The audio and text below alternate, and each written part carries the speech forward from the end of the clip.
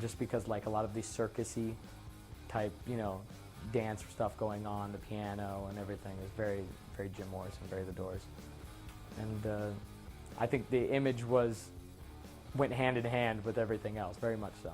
It's totally going back to, you know, glam. It's Bowie, it's, you know, Kiss, it's Motley Crue. I mean, it's totally, you know, an experience, and in a way that image is kind of becoming essential in music because it's so flashy and so entertaining. The theatrics in rock and roll are kind of, I would say, something that's probably been long overdue for a while, but if not careful, could burn out pretty quickly, like it did with the initial glam explosion.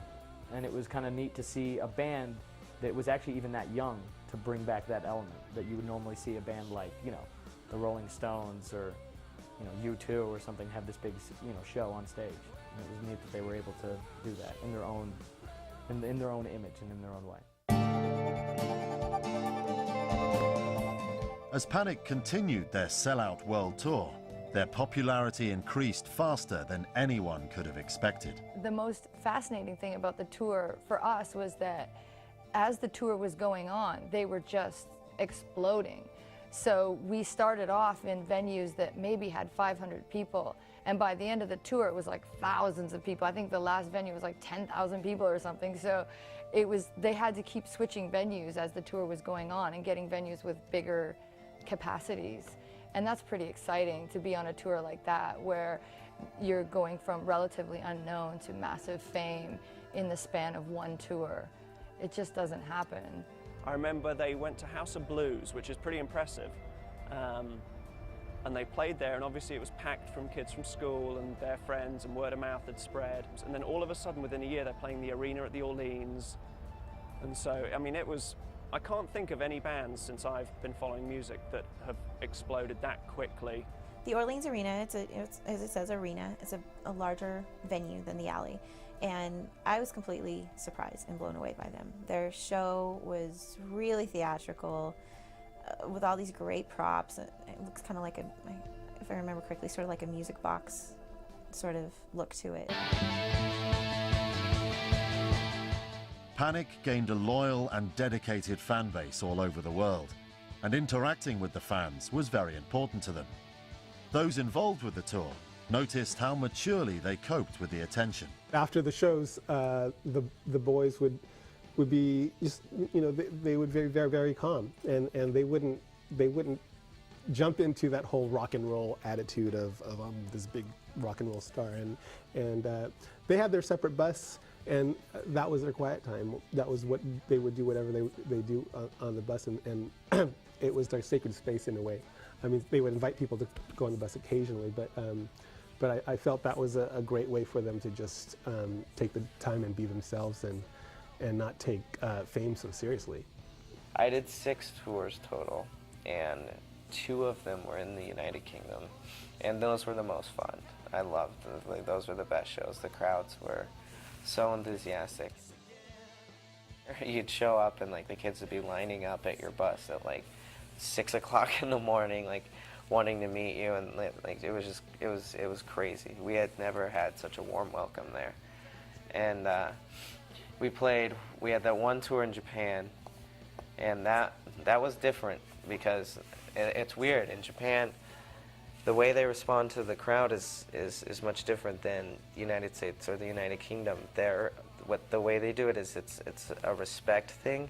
They don't make any noise. They don't clap. They don't cheer. They don't do anything. So like you feel like they are not into your music. You're kind of freaked out. So I think that's why I say the United Kingdom is the most fun, because when you go there, you know, kids are going insane, like, you know, screaming, singing along every word. So it's a lot of fun there. The fans, oh my God, you've never seen such screaming fans. I mean, they're really crazy for Panic. I mean, and, you know, of course, they're adorable. Their music is great. They put on a great show. So, yeah, and they're so good with the fans, too. You know, the thing is they really show up for the fans and give a lot to the fans. And we tried to do, you know, we did the same thing. We went out after every show and hung out with the kids. And it just really created so much life and fun and enthusiasm for the whole event. You know, they're not just a band, it's like an event. So, yeah, and the kids would just be like, ah! And boys and girls, you know, like across the board, everyone loves them. Maybe 5 or 10 dates into the tour, we looked out in the audience and we started to see audience members with their faces painted like us. And yeah, it was beautiful, it was amazing. And I remember the first time it happened, I was just like, oh, like the first time I saw a face out there, like totally painted like ours, I was like, oh. And at the time, I was painting Ryan's face every night. Originally, I did his makeup every night for him. And then he's just an incredible artist, so he grabbed onto it himself. And actually, when we came back around, and I think we played somewhere, and he went to a makeup store and bought a bunch of makeup for himself. And he came back and he was like, show me how to use it. And then he just started doing his own makeup and doing a really great job. So we were painted and he was painted. And I was painting everyone, actually. I was doing Spencer's face and I was doing Brendan's face too. And so we were all painted and we looked out in the audience and we saw our first 2 people with their faces painted. And all of us, when we came off stage that day, were like, oh my God, it's happened. Even though Panic were selling out shows every night and playing to hordes of screaming fans, they were still just 4 friends hanging out. The boys themselves, they're just really silly guys. And like Brendan was this huge nut, and John was just he just was a prankster, and all of them were just had this. Ryan would surprise you sometimes with his humor, because he was really quiet and reserved, and all of a sudden he would just come out with something and you're just like, what? They would also have this game that they would play called CeeLo, where they would do this gambling game, and they would roll the dice, and depending on what numbers you get, they would be betting like real money, and they would lose thousands of dollars with each other. Yeah, and I remember John would get so upset because he lost so much money, and then Ryan would get so upset because he lost so much money, and they just had this great camaraderie with each other. You can even see it in some of their interviews where they're just kind of just laughing, and yeah, they take the music seriously, and they take all these things about them seriously, but boy, they're just nuts. One strange occurrence on tour was this mysterious stinky shoe that kept showing up under pillows on the tour bus. And we're still not sure who was responsible, but I think it was one of the guys. News came that the video for I Write Sins, Not Tragedies had been nominated in 5 categories at the 2006 MTV Video Music Awards, including the prestigious Video of the Year, which they won. The win ensured heavy MTV rotation of their future videos, But It's Better If You Do, Lying Is the Most Fun, and Build God, Then We'll Talk. No one ever could have predicted that we would have gotten nominated for a VMA for this, let alone the biggest one, you know, Video of the Year. That was certainly not in the, you know, in the plans. When we'd first heard about the nomination, well, the nominations, which was shocking, we like I said, we were just flabbergasted. I mean, the fact that we got nominated for 5 categories for a new artist and, you know, had never been a VMA nominee before. You know, no video I'd ever made had been nominated for anything. It was just a very surreal, you know, notion.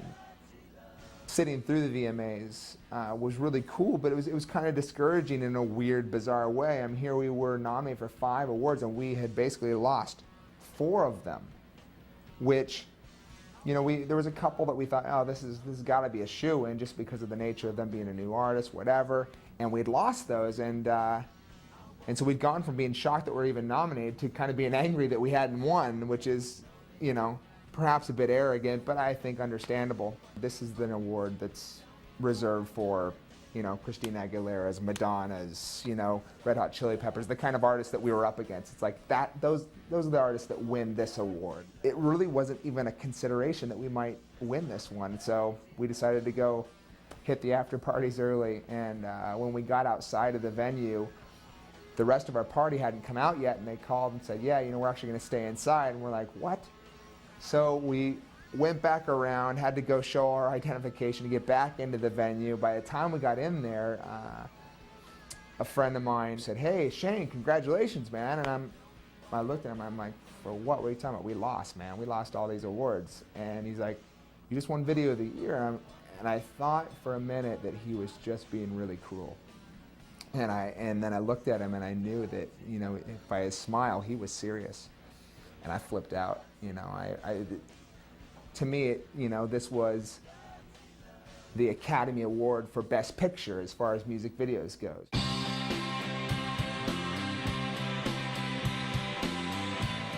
Panic completed their last tour, entitled Nothing Rhymes with Circus, at the end of 2006. Thoughts now turn to writing the